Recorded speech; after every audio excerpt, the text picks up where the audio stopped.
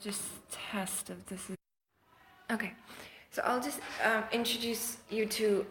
You've read in the information I have, letter, yes. but with this, basically, my intention was because I am from Pakistan, and there is quite.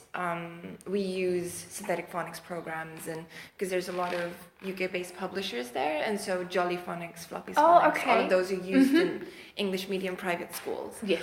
But I felt when I was looking at classrooms, because I would go into train teachers and then I would go into observe lessons, and over time I just saw that, like with the focus on phonics, sometimes other things move to the side, Yes. and that I just saw like kind of like a decline in reading motivation with children, which is kind of what got me interested in this. And then I realized that in the UK, reading for pleasure is like a big thing, and I know someone who's she told me that schools in like a whole group of schools, like 100 schools in West London, had signed this reading for pleasure pledge. Yes. And your school's one of them. Yes.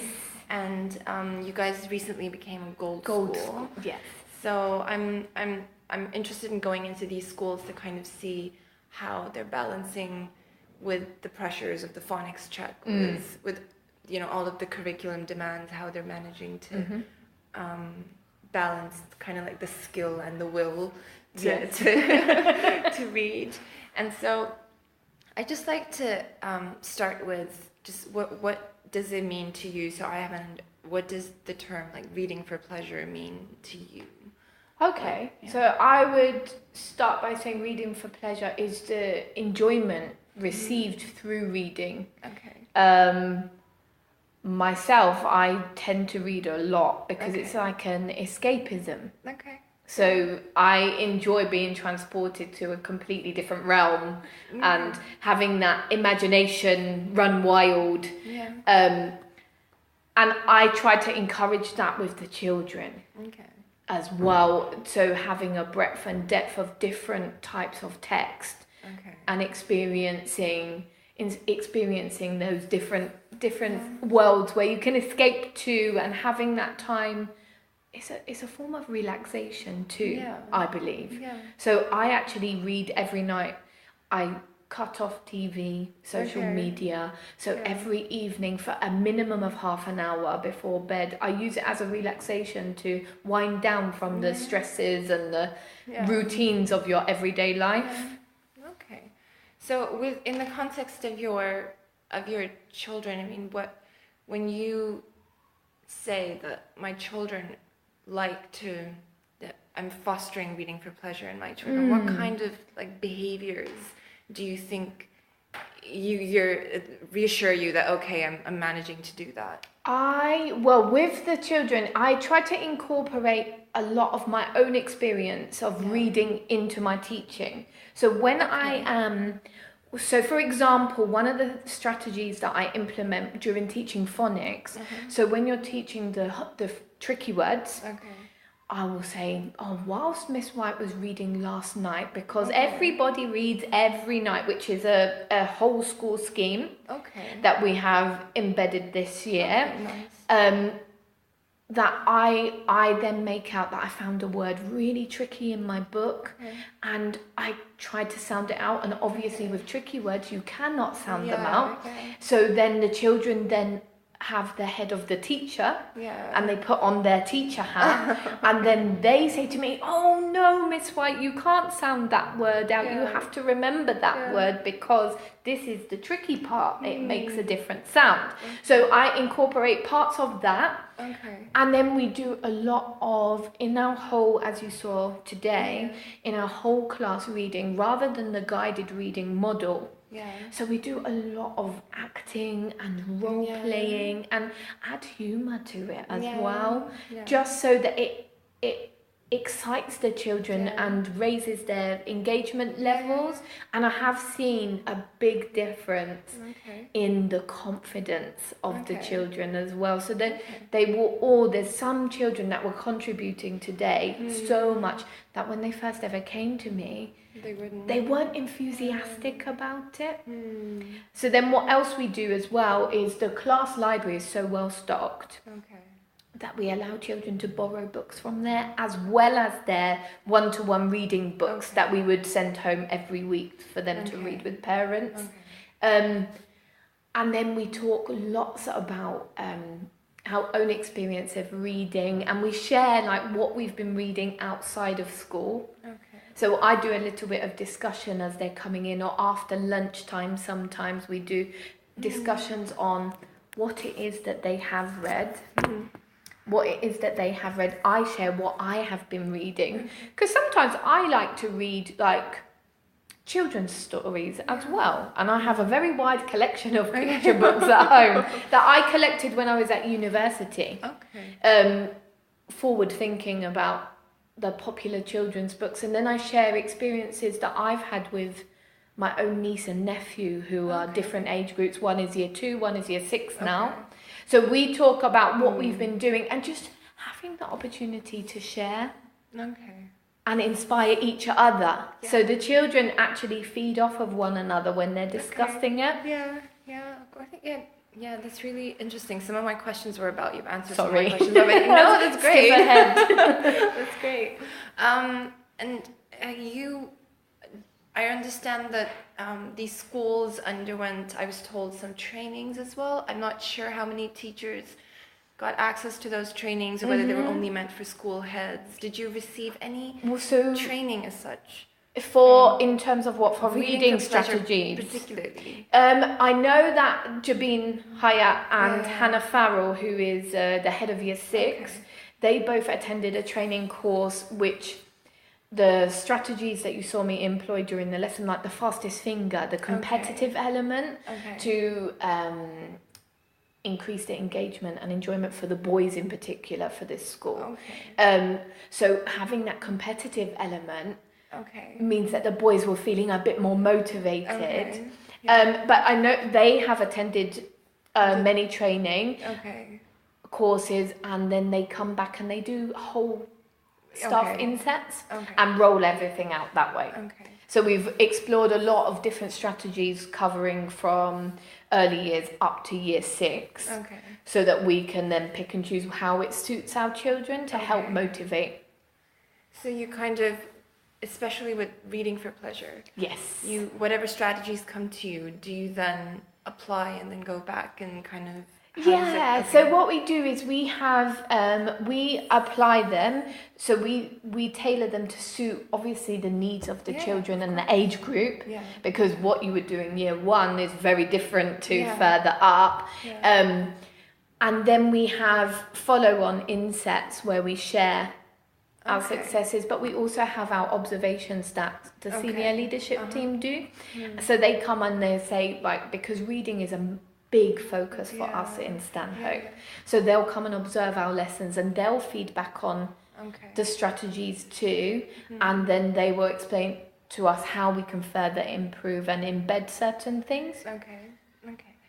And you talked about the classroom library as well. Yes. So who kind of, is it the same books the year round, or do you keep changing the books?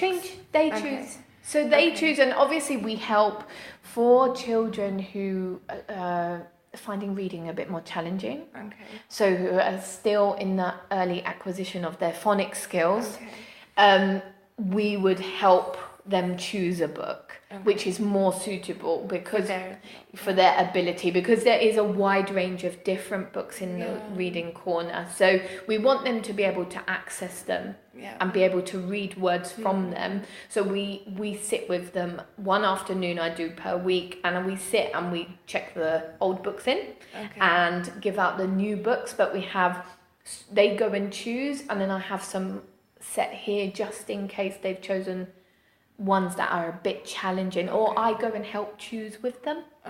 So I'll go in and say, oh, how about this book? But we've got some superhero books, so like Spider-Man and Hulk, and they're actually graded according to levels. The children wouldn't know, but they're still all about those superheroes. So actually for the boys that find it a bit tricky and that are still developing their blending skills, I will sit with them and say, oh, look at this fantastic story, and then sort of help them direct towards one that's suitable for them. Okay, yeah. But otherwise, the children choose whatever when they're... Yeah, and they share them with their parents as well. Okay. So some of our families don't have access to many books. Yeah. So we try to obviously signpost to the local library because it's literally across the road. And then being able to have that additional picture book as well at home every week supplements that reading for pleasure. Yeah, okay. And do you use a lot of decodable, because I saw some decodable readers in the library. So, but they're not all decodable readers. No, so a lot of the books are picture books, like popular picture books. So we've got a whole selection of Winnie the Witch, all the Julia Donaldson books. So we've tailored it to suit the age range and the abilities of the children, but there are some that are decodable for those children. So they're still popular stories, however, they're to help the children develop their skills further. Okay, and are you using a core reading program or? So we follow Oxford Reading Tree. Okay. Oxford Reading Tree for their one-to-one reading books. Okay. Every week, which change every week, and they get 2 books sent home. Okay. And then obviously we teach phonics, as you know, in year 1. But I follow for phonics, I follow letters and sounds guidance, but I supplement it with Jolly Phonics and lots of different games and activities. So the children love Phonics Play. Okay. So the website, so the school is subscribed to that, which all parents have access to because they have the full username and password too. Okay. Just to help, because it's put into an engaging way, into a game, and children of today's society are so technology driven. Yeah. So actually it's purposeful learning. Yeah. Okay. So you're not using the phonics component of ORT. They have the Fluffy Phonics program. No, so we've got some of the books. So we do use them for early readers as well because they're very good. They're very CVC words decodable. But then our main scheme is Oxford Reading Tree. Okay. And do you feel like, I mean, I was just wondering if when you have these reading programs, do you feel like any of the reading or the kind of books that you're using, you feel like these are more geared towards helping your children develop a love for reading, whereas certain kinds you think these don't work so well? So do you mean like some of them are more geared towards just developing their skill of decoding rather than reading for pleasure? I think with the Oxford Reading Tree, I think children get to know the main characters and there's a follow through. Yeah. So the children feel familiar with those characters. So they learn about them and they recognize them, which I think fosters that love of those stories. But I think where we supplement it with borrowing from the school, our collection, our library collection in every classroom, I think that if the book is more geared towards decoding rather than the pleasure aspect, they're still supplemented. So I find that there's a nice balance. Okay. And what kind of, because of course I observed like one lesson. Yes. And I don't know what happens around it, but I was just wondering what opportunities they get to kind of just read independently, use that when and how. So when we finish, so sometimes when we finish our main core subjects, or in the afternoon, we have an initiative called the Daily Mile, but then we have 20 minutes after that if we're going to assembly at the end of the day. I encourage them then to take a book, and what you see is that the children will sit and they'll read with their partners. I allow them to sit where they like them. So they're not sat according to ability or mixed ability. It's their choice. Because then they're sharing it with their closest friends, having that opportunity to move around and share with different people. So I do encourage them to do that in the afternoon sessions before we go to assembly. so that they're having just that it's just literally time to sit and read. Okay. So some of the children you'll see, sometimes they will just sit and they'll read silently themselves because they've chosen to do so. Okay. But most of the time they will sit and they'll read with a friend, Okay. which is lovely. And I also employ like book monitors for the corner. Okay. So giving them ownership of that area Okay. on top of. So I say, right, for example, Jay is responsible for the superhero books. He knows that there are 15 of them. And he will make sure that all 15 are put back in their space. So the children like that responsibility, but then it's giving them the ownership of their reading corner. It's theirs. It's not Miss White is coming in and saying, right, this needs to be here, and they know how it's sectioned as well.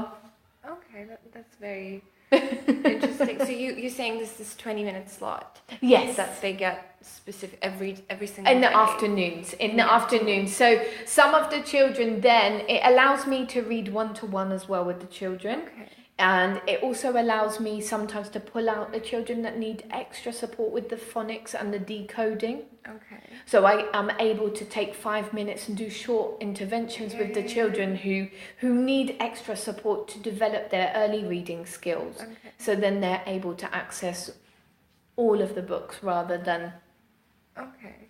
And so this I understand is just every single day you have this period set for independent reading. Yeah, so some days it might come at a slightly different time, and it might be 10 minutes on one day. But then we've also had opportunities where we've had whole school reading focus day. So we came in dressed, even teachers, in our pajamas with our favourite books, and we were encouraged both adults and children were encouraged to bring their teddy bear in, and their favourite book from home. And they did a readathon, so they spent a whole afternoon just reading for pleasure. Okay. Nice. And sharing their favourite stories and talking about them. And then I had some children come out and model reading. Okay. Like some of the things that's developing their skills of reading. So they would read some of their favourite stories to the rest of the class. Nice. So it was such a lovely buzz. The whole school, it was just an amazing feeling walking through. You could just hear. So the classrooms had noise, obviously, because they're reading aloud, and younger children don't read in their head. But it was a nice hum. Okay. So the children are all just sitting reading. It was amazing. Nice. Was this for World Book Day or? We do World Book Day, so we do similar activities with reading and things. This was just a whole reading curriculum day. Dedicated just to reading, just to put reading for pleasure in the forefront of not just the children but also the parents. Yeah. So to really, really encourage show that we celebrate reading and that we really encourage that not just learning to read but also reading for pleasure and reading for enjoyment. And while you're doing these independent sessions, do you hear a lot of talk about the book? Because I noticed that you were doing lots and lots of going beyond just what's the superficial meaning. Yes. Digging deeper. Do you hear children talk a lot about that kind of thing when they're reading on their own or they're reading with their friends? Yeah, and they share the vocabulary. Okay. So we do a lot of talk, we do a lot of focus as well because of our diverse catchment. Okay. And because of a lot of the starting points for children, they don't have a wide range of vocabulary, and what the reading extends it. Yeah. And this model that we use now helps them to explore it on a deeper level. Yeah. What does this mean, especially with colloquial language and phrases which they're becoming more aware of now. Yeah. So if we start them young, then they tend to understand. But yes, when they're talking with each other, they'll be reading and then they'll share the language and the vocabulary, and they're exploring other words. So we do a lot of work on vocabulary linked with our reading to explore other words for big, for example. But I see a massive impact in not just their reading and their talk, but also it feeds into all their writing. Yeah, of course. So it extends their knowledge across all subject areas, not just during reading. And do you have kids coming up to you during this time saying, look, this is what I'm Yeah, reading? yeah, they're so excited. They all, do you know what, in year one, because they're so young, they all want to share. You probably saw it. They all want to be, because they're really enthusiastic, they all want to share at exactly the same time. So it's just making sure that we're taking turns and giving them equal opportunity to share. And you said you follow this up with talk about who read what and... Yeah, so talking about, and the children have recently, for Easter, they completed an Easter reading challenge. Okay. So the school formulated a challenge where children were to read, and each Easter egg that they coloured was worth 10 minutes reading. Okay. And then they're going to award a prize for the children that did the most reading, but they were recording down the titles of the stories that they were reading too. So we did that on the first day back with the children that had given me the reading challenge straight away. I was like, wow.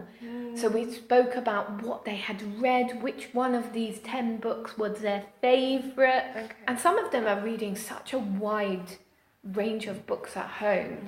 For example, one of the young ladies was talking about Wind in the Willows. Okay. And I said, wow, that story was around even before Miss White was born. I said, so that's been around a very long time. And then she was talking about what her favourite part was. You know, just getting them to share. Okay. Yeah, and let's see, I'm just worried about missing out something. That's because okay, I'm don't getting worry. too involved I'm in the probably conversation. talking Okay, because you've answered a lot of the questions that which is great. Stop me if I go off on that. It's all because this is not really a very structured interview, so that's good. In your class, what sorts of readers have you found are more like popular? You're talking about the superhero ones. Yes, from the actual class library, but then I think it's also dependent on the way that you present a text to the children. Okay. So what we've been focusing on at Stanhope is getting the boys a bit more engaged in the reading. So looking for text, especially like what we did today, that aliens love underpants. Yeah. Because we love aliens. Boys and girls get excited about it. Yeah. So we've been looking at, and we've remodeled everything, all our text choices as well, to think about obviously popular children's text, but ones that will inspire everyone, not just appeal to the one gender or one specific like. So we've been really working hard on our text choice. Okay.